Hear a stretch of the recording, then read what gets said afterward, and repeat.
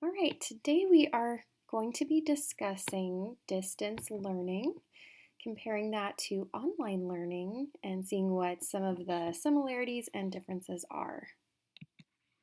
All right, so distance learning, first and foremost, it is the reference of the geographical difference between the physical place that the teacher is and where the students are. So this is typically found with um, teachers who are teaching online classes where their students are in various locations, maybe around the nation or around the world.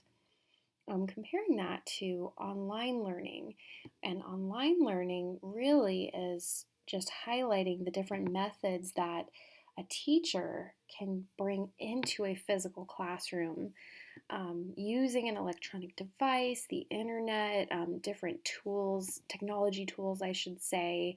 And so these two terms can get kind of mixed up here. So we're going to be talking about a few examples of both of these, getting into the later parts of the presentation. So as I said, the distance learning, it could be an online high school, an online college program, or even just taking a class with an institution you have not necessarily attended in person. So for example, you could think about if you were, let's say, in California and there is a particular college on the East Coast that you would like to be taking classes from. Well, because you reside in California, it might be a bit difficult for you to make your classes and get there. So many people are opting to do these online programs where you can be in the classroom doing a distance learning situation, completing that program online, never needing to step foot onto campus. I shouldn't say never. There are some that require you to be there for an exam or for graduation, things like that. But for the most part, they are staying within their residence. A couple of examples of online learning. So you may have a teacher who gives a quiz in their classroom, and instead of using pen and paper, they may opt to give that online. There are some tools that teachers can use just to help them with grading. There are some things that you can set up where you have students watch a video and immediately following that they can take a quiz afterwards. When a teacher gives a virtual assignment to their in-person class, so for example, there are now things like virtual dissections. So there may be a few different reasons why you'd want to do a virtual dissection, but this is another example of an online learning technique. And then the last thing listed is when students work on an assignment in their classroom but do the assignment on the computer. So we'll go into this a little bit more here in just a moment. But this visual here, you can see in this first picture, the face-to-face classroom. You're seeing a picture where there's a man, a teacher, he's reading to the class. The students are engaged by listening to him. They can see him, they're in person. No technology involved that we can see. In the middle, we have a picture of a group of students. They look like they're in a classroom setting. They're working out of their textbooks and online. So they're using a little bit of both. So they're using the classroom aids, flipped classroom, hybrid, blended classroom. So you get some of those terms with this type of learning. And then all the way to the right, we see a girl who is on her computer and it looks like she's at her home rather than being in a classroom. So you can kind of get that comparison there and get an idea of the differences. All right, so when you may see this occur, many teachers may opt to use online learning methods for a multitude of reasons. As we said, the online science labs are cost effective and they're safe. You don't have to worry about the chemicals getting on the students, so this is particularly beneficial for maybe a younger group or, as it says, cost effective. When working in centers, some students can focus on the online learning while others do other activities. So centers, it's a setup that some teachers like to use mostly in the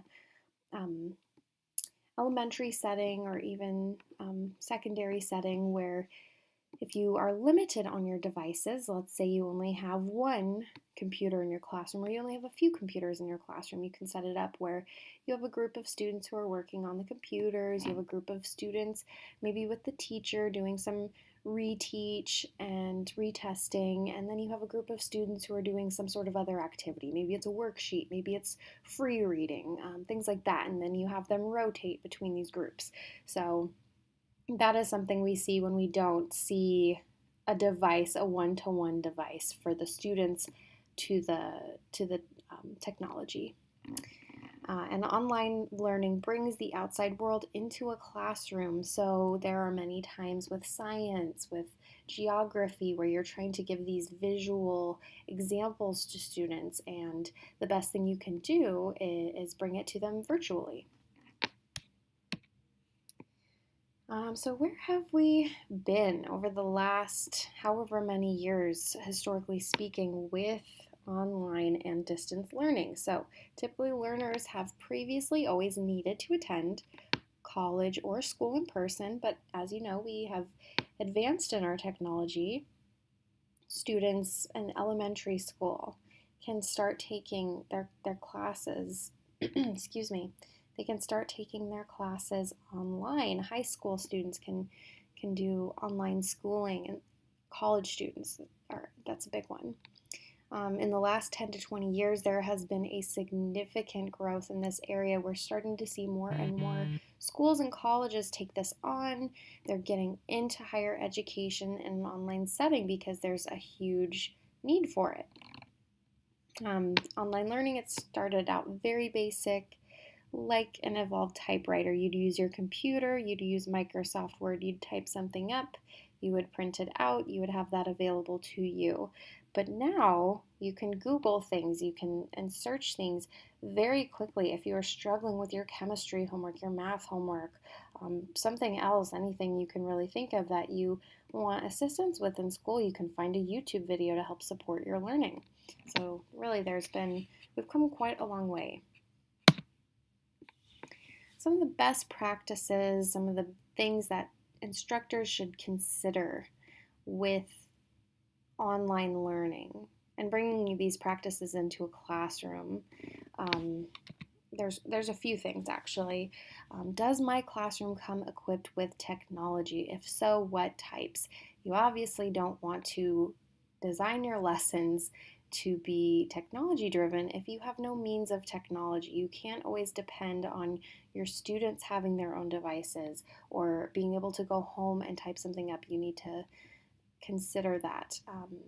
If you only have a few devices in your classroom, you need to understand, are these dependable? Are they new devices? Have they been used for years and years? What's the ratio? Is it 1-to-1? Is it one student per device? Or will they need to share, as we mentioned with the setting of the centers? If you only have 10 devices in your classrooms and you have 30 students, you can group them up and have them rotate through. Is the technology dependable? Will I need a backup plan in case technology fails? I'll give you the answer to this already. It's yes. You will always need a backup plan because there is nothing scarier than being in that position where you've prepared nothing because you've depended on a virtual assignment and then the power's out or the devices have broken or some of the devices have broken. You have to consider this. So that's your answer right there. It's always going to be yes. Have a backup plan. We'll have tech support available if needed. This is a big one. Now, I wouldn't have always put this in here, but that was something that I needed previously in my classroom. I was ready to share an excellent video on Egypt to my students, and I couldn't get the DVD player to work. And I didn't have a plan B, so those two kind of tie together, having a backup plan just in case, and having tech support handy, or somebody who knows what they're doing. And the last one here, do the students already know how to work this type of technology, or will I need to teach them? Always be prepared to show them a few basic skills. You can't really depend on them, no matter the age group, no matter what class you're teaching, you do want to be prepared to have some questions coming from those students, even just troubleshooting issues, things like that. Be prepared to assist them. Um, Give them just maybe even 5 or 10 minutes at the beginning of the lesson. Just be prepared to have to show them how to do that. As our world continues to evolve, people get busier, stakes become higher for jobs. Adult learners may be more inclined to choose an online program. They have to get their MBA. They have to get whatever degree. They're trying to balance that work life schedule and going back to school at the same time. They don't have time to devote to going on campus necessarily. So they're opting for those online programs. Adult learners may have a particular school in mind. Maybe they really want to attend Harvard, but they're not in that state and they want to do an online program. Not even sure if Harvard offers online programs, but we're seeing a lot of the Ivy League schools even move towards online programs. Um, Maybe it's a school that's further away, but it's more cost efficient and you really want to complete a program through that school. Maybe your kids went there, or, for whatever reasons, somebody may choose a school that is just not local to them. Or maybe it is. Maybe you are in Arizona, like I am, and you want to attend GCU, like I am, but you want to go online. So there's a multitude of reasons. We're seeing this shift in learning, and it's evolving, and we're evolving with it. Thank you.